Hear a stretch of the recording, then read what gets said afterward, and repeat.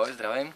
Rád bych jsem ukázal, jak sundat z auta vaši SPZ-ku, v případě, že si potřebujete třeba jako já dojít na STKčku, vyměnit si značky, koupit auta, v podstatě cokoliv. Takže je to jednoduchý. Začínám k tomu úplně obyčejný šroubovák, běžně každý doma má. Potom tady jsou vidět takový pocičky, jo, zobáčky nahoře dole. Nic neobvyklého.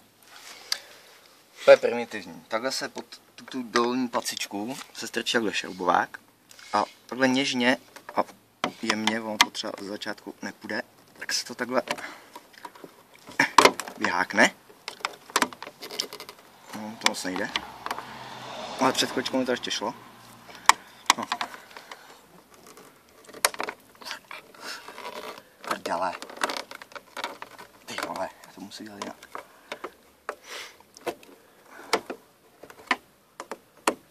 Tak. To bylo trošičku ostřejší, takhle ne. Prostě ze zdola, ze zhora se to sundá takhle z těch prvních dvou paciček, aby to vlastně v tom už se dalo jezdit. No a pak se tam takhle dáme ta značka, takhle se tam zatáhne a ona krásně takhle vyjede z těch paciček a máte venku. To je celý.